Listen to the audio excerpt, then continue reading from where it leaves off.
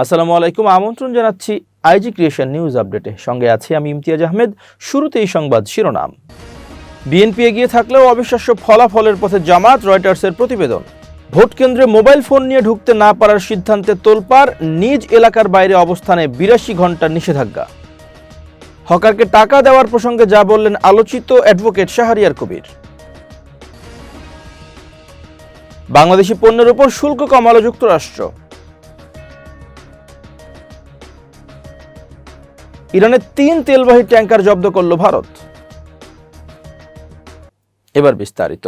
Reuters এক প্রতিবেদনে বাংলাদেশের নির্বাচনের চুলচেরা বিশ্লেষণ করেছে। প্রতিবেদনটি হুবহু তুলে ধরা হলো। 15 বছরের বেশি সময় পর সবচেয়ে প্রতিদ্বন্দ্বিতাপূর্ণ জাতীয় নির্বাচনের দিকে যাচ্ছে বাংলাদেশ। ভোটের মাঠে বিএনপি এগিয়ে আছে বলে ধরা হচ্ছে, তবে ইসলামপন্থী জামাত ইসলামের নেতৃত্বাধীন জোট এবার ইতিহাসের সেরা নির্বাচনী ফল করতে পারে।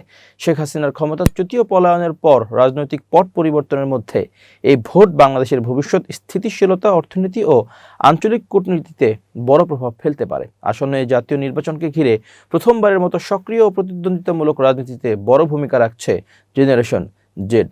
বিশ্লেষকদের মতে এই ভোট শুধু সরকার পরিবর্তনের নয়, দেশের ভবিষ্যৎ রাজনৈতিক গতিপথ নির্ধারণেরও গুরুত্বপূর্ণ মুহূর্ত। বার্তা সংস্থা রয়টার্স বলছে, দীর্ঘ 1.5 দশকের একচেটিয়া রাজনৈতিক প্রভাবের পর এক নতুন মোড়ে দাঁড়িয়েছে বাংলাদেশ। সাবেক প্রধানমন্ত্রী শেখ হাসিনার শাসন আমলে বছরের পর বছর ধরে নির্বাচনের সময় রাজপথে বিরোধীদের উপস্থিতি ছিল খুবই সীমিত। কখনো তারা নির্বাচন বর্জন করেছে, আবার কখনো শীর্ষ নেতাদের গণগ্রেপ্তারের কারণে তারা কার্যত মাঠের বাইরে ছিল।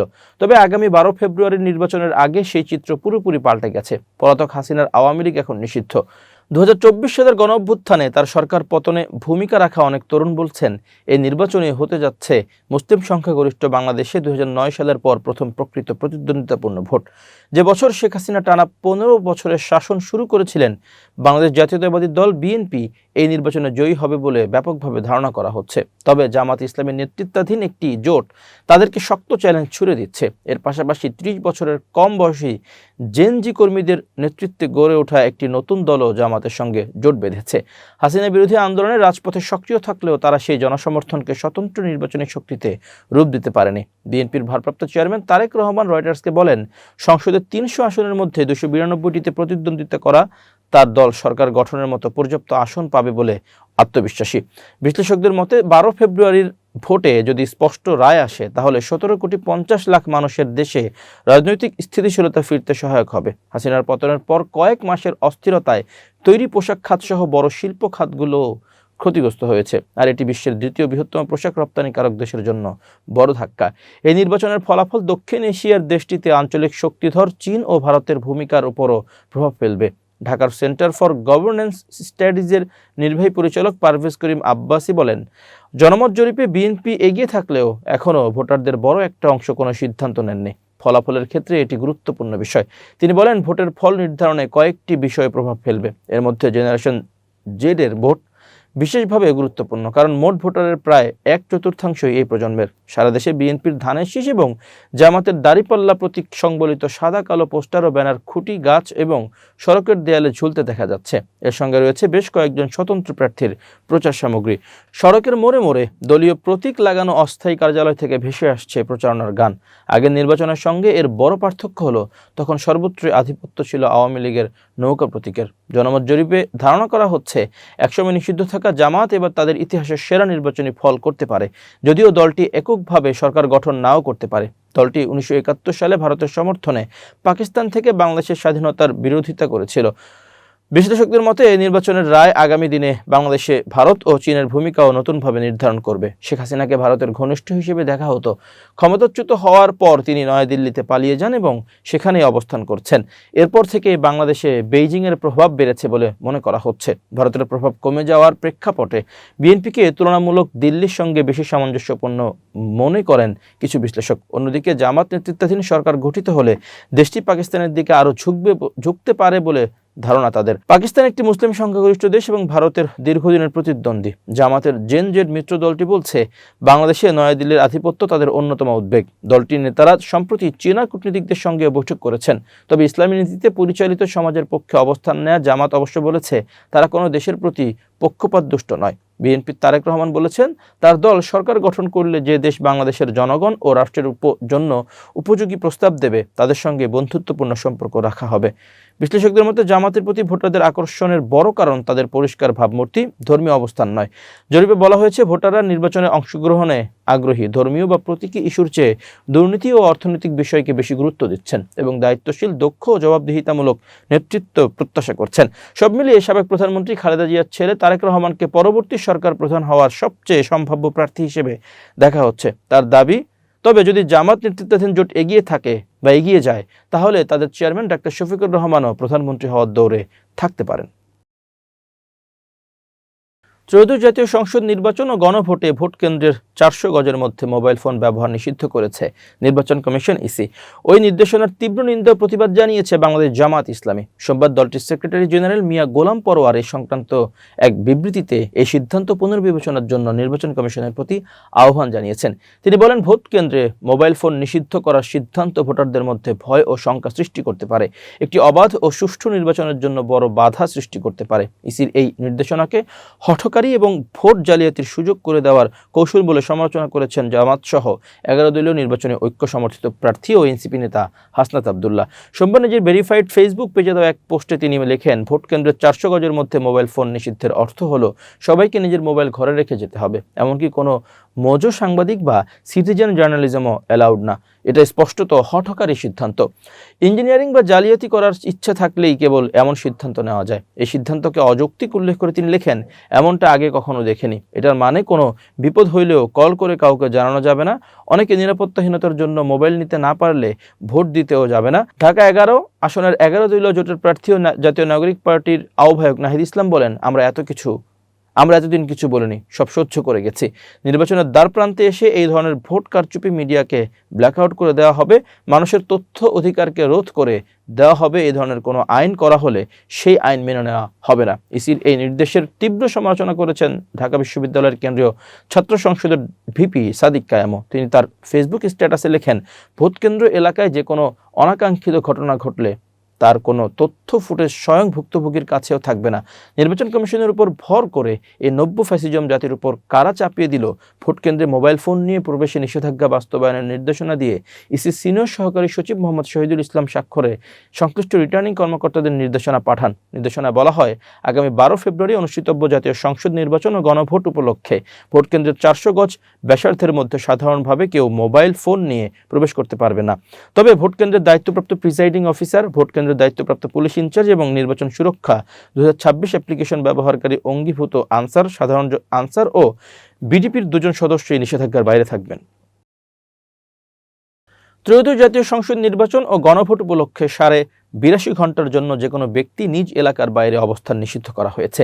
নির্বাচন সুষ্ঠু ও নিরপেক্ষ করতে এই সিদ্ধান্ত নিয়েছে নির্বাচন কমিশন ইসি। সোমবার ইসির সিনিয়র সহকারী সচিব মোহাম্মদ শহীদুল ইসলাম নিষেধাজ্ঞা বাস্তবায়নে দেশের সব জেলা প্রশাসক, পুলিশ সুপার ও পুলিশ কমিশনারদের নির্দেশনা পাঠিয়েছেন। নির্দেশনা বলা হয়েছে, গণভোট ও ত্রয়োদশ জাতীয় সংসদ নির্বাচন প্রভাবমুক্ত, নিরপেক্ষ ও শান্তিপূর্ণভাবে অনুষ্ঠানের লক্ষ্যে নির্বাচনী কার্যক্রমে সম্পৃক্ত ব্যক্তিরা, নির্বাচন কমিশনের অনুমতিপ্রাপ্ত ব্যক্তিরা এবং সংশ্লিষ্ট নির্বাচনী এলাকার বাসিন্দা বা ভোটার ব্যতীত অন্য কোনো ব্যক্তি ভোট গ্রহণ শুরুর 48 ঘন্টা আগ থেকে ভোট গ্রহণ সমাপ্তির 24 ঘন্টা পর অর্থাৎ 10 ফেব্রুয়ারি সকাল 7টা থেকে 13 ফেব্রুয়ারি বিকেল 4:30 পর্যন্ত সংশ্লিষ্ট নির্বাচনী এলাকায় অবস্থান না করার বিষয়ে নির্বাচন কমিশন সিদ্ধান্ত দিয়েছে। আসন্ন জাতীয় সংসদ নির্বাচনে জামাত ইসলামের জন্য ঢাকা 15 আসনে ভোট চেয়ে প্রচারণার সময় ধারণ করা ব্যারিস্টার ASM শাহরিয়ার কবিরের একটি ভিডিও নিয়ে সামাজিক যোগাযোগ মাধ্যমে ব্যাপক আলোচনা সমালোচনার জন্ম দিয়েছে। ভিডিওতে দেখা যায় রাস্তায় পান বিক্রি করেন এমন একজনের সঙ্গে কথা বলছেন শাহরিয়ার কবির। কথা শেষে ওই বিক্রেতাকে 1000 টাকার একটি নোট দিয়ে যান। ভিডিওতে আরও দেখা যায় বয়স্ক ওই ব্যক্তির কাছে শাহরিয়ার কবির জানতে চান ব্যবসা কেমন হচ্ছে। বয়স্ক ব্যক্তি উত্তর দেন মোটামুটি। তখন শাহরিয়ার কবির বলেন, মোটামুটি কেন? উত্তরে ওই ব্যক্তি বলেন, দেশের পরিস্থিতি ভালো না, সবাই ভয়ের মধ্যে, আতঙ্ক, কোন সময় কি করে বয়। এক পর্যায়ে শাহরিয়ার কবির বলেন, আমরা মুসলমান, একমাত্র আল্লাহ ছাড়া আর কারো ক্ষমতা আছে ভালো করার? একই সঙ্গে তিনি জিজ্ঞেস করেন রিজিকের মালিককে। আপনার সঙ্গে এই মুহূর্তে আমার দেখা হবে, এর মালিককে? উত্তরে ওই ব্যক্তি বলেন, আল্লাহ। তখন শাহরিয়ার কবির বলেন, তাহলে সে যেটা বলেছে তার বাইরে গিয়ে দেশ চললে ভালো হবে। এরপর চলে যাওয়ার সময় তিনি ওই ব্যক্তির হাতে 1000 টাকার একটি নোট গুঁজে দেন। এ বিষয়ে জিজ্ঞাসা করলে সোমবার শাহরিয়ার কবির গণমাধ্যমে বলেন, মানুষের সাহায্য করা বিপদ হয়ে গেল। দোকানে বাচ্চাদের সাহায্য করাটা, অর্থাৎ খেলনা কিনতে টাকা দেওয়াটা বিপদ হলো না, কিন্তু গরিব মানুষটাকে সাহায্য করাটা বিপদ হয়ে গেল। নির্বাচনী প্রচারণার সময় এভাবে টাকা দেওয়ার মাধ্যমে আচরণবিধি লঙ্ঘন হয়েছে কিনা জিজ্ঞাসা করলে গণমাধ্যমে তিনি বলেন, ওই ব্যবসায়ীর সঙ্গে অনেকক্ষণ কথা হয়েছে আমার। তিনি বলেছিলেন তার সারাদিন বিক্রি হয়নি। আমি মানবিক দিক বিবেচনায় তাকে 1000 টাকা দিয়েছি। এটা সব ক্যামেরার সামনেই। এক্ষেত্রে তার কাছে আমি তো ভোট চাইনি। এই ব্যক্তির আগে পরে আমি ছোট ছোট বাচ্চাদেরও খেলনা বা খেলার সামগ্রী কিনতে টাকা দিয়েছি। এগুলো সব অনেকগুলো ক্যামেরার সামনে দিয়েছি। তিনি বলেন, আমি বাচ্চাদেরও টাকা দিয়েছিলাম এবং বলেছিলাম যে তোমরা আবার ভেবো না যে নির্বাচনের জন্য এটা দিচ্ছি। হকারকে টাকা দেয় এই জায়গায় ঘটনা। গরিব মানুষেরা ইস্যু হয়ে গেল আর বাচ্চাদের ইস্যু হলো না। উল্লেখ্য, গণপ্রতিনিধিত্ব আদেশ 1972-এর 75 নম্বর অনুচ্ছেদে ঘুষ গ্রহণ প্রদানের অপরাধ সম্পর্কে বলা আছে। যদি কোনো ব্যক্তি কোনো ভোটারকে নির্বাচনে ভোট দিতে উৎসাহিত করার জন্য অথবা ভোট দেওয়া থেকে বিরত রাখার জন্য সরাসরি বা পরোক্ষভাবে টাকা বা ঘুষ দেন, প্রস্তাব দেন বা প্রতিশ্রুতি দেন, তবে তিনি অপরাধী হিসেবে গণ্য হবেন।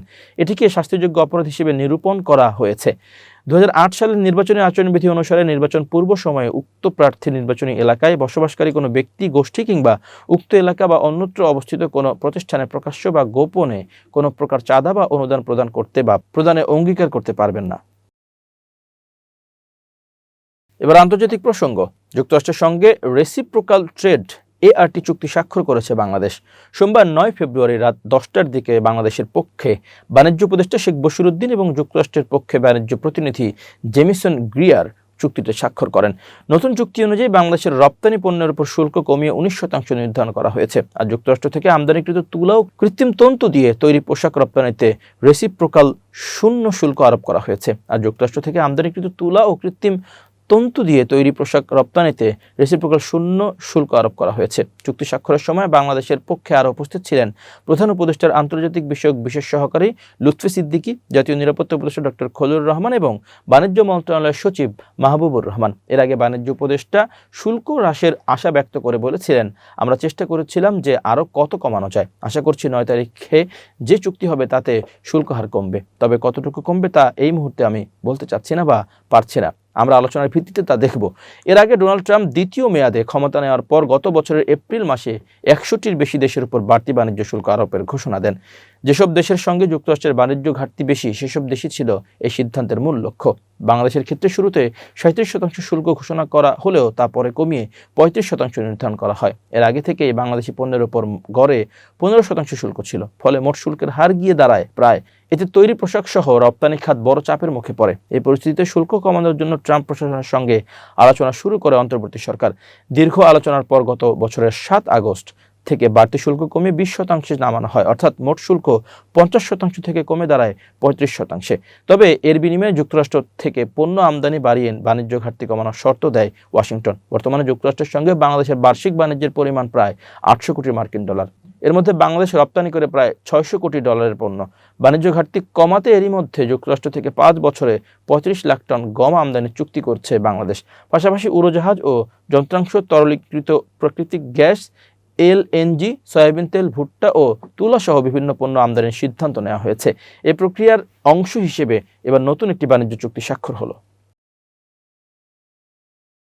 আন্তর্জাতিক তেল পাচার চক্রের বিরুদ্ধে অভিযানের অংশ হিসেবে আরব সাগরে ইরানের সঙ্গে সংশ্লিষ্ট 3টি তেলবাহী ট্যাঙ্কার জব্দ করেছে ভারতীয় কোস্টগার্ড।